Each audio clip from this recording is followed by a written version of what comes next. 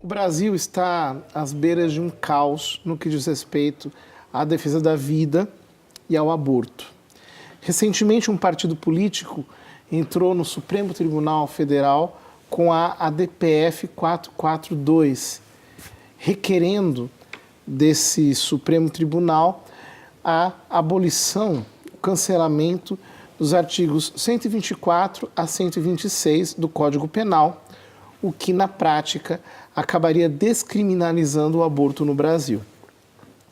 Isso terá consequências drásticas, pois o Brasil é um país privilegiado do ponto de vista da defesa da vida.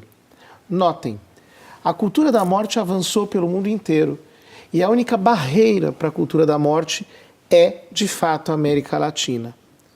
Na América Latina, o Brasil tem um papel de profunda projeção, exatamente por ser um país de dimensões continentais e por ter um povo consciente da importância da defesa da vida e do combate ao aborto.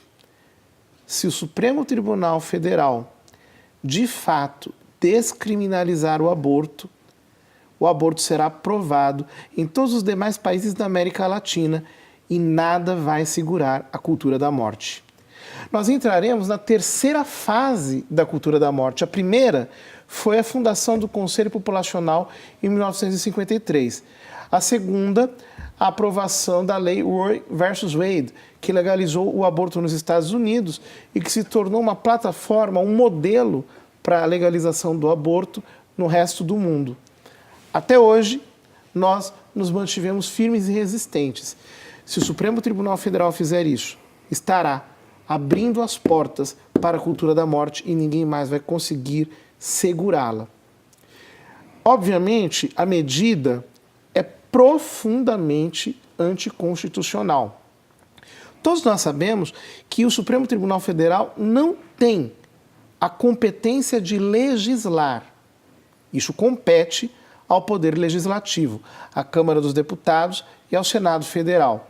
Ao fazê-lo, estará provocando uma ruptura fundamental. Nós não podemos permitir que isso aconteça. Você deve me perguntar, o que fazer? Como nós podemos ajudar a reverter essa situação? No meu modo de entender, o único caminho é conseguirmos impor democraticamente uma limitação ao Poder Judiciário através da aprovação do PL 4754, que está em tramitação na Câmara dos Deputados.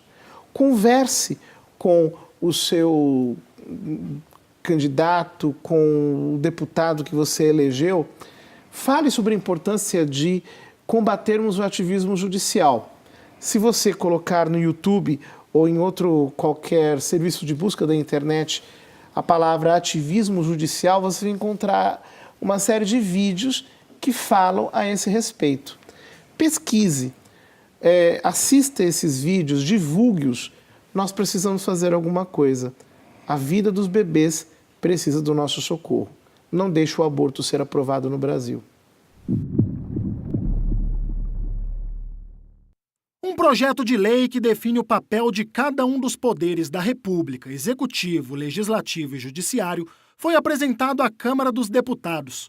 O PL 4754/2016 considera crime de responsabilidade dos ministros do Supremo Tribunal Federal apropriar-se das responsabilidades do Poder Legislativo ou do Poder Executivo. O Poder Judiciário é acusado de julgar casos políticos extremos, casos famosos, políticos e sociais, que deveriam ser julgados pelas instâncias tradicionais, ou seja, o Legislativo e o Executivo. Então, Legislativo e Executivo alegam, acusam que o Judiciário está interferindo numa área que não lhe pertence. As acusações contra o Poder Judiciário se intensificaram depois da declaração recente do ministro Luiz Fux ao jornal O Estado de São Paulo. Ele disse que o Judiciário decide por conta da omissão dos parlamentares, que, segundo o próprio ministro, não querem pagar o preço social destas decisões. Esta visão do judiciário vem exatamente de um outro termo interessante que chama-se jurisprudência. Quando algo novo, é uma nova lei, uma nova situação, que eles podem até julgar.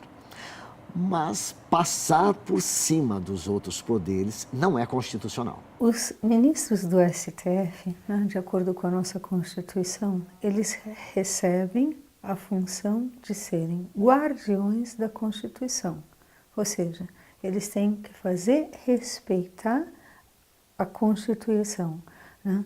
Eles não estão para legislar, eles são um poder judiciário. Esta discussão pode influenciar na mudança do curso de algumas pautas consideradas delicadas, como, por exemplo, a descriminalização do aborto. O risco é que, de fato, no Supremo Tribunal Federal se abra uma janela e se diga, bem, pode abortar, não pode abortar. Em outras palavras, que o próprio Supremo Tribunal se ponha a legislar. E aí, então, estará aprovado o aborto, caso o Supremo Tribunal Federal aprovar a interrupção voluntária da gravidez até não sei qual semana.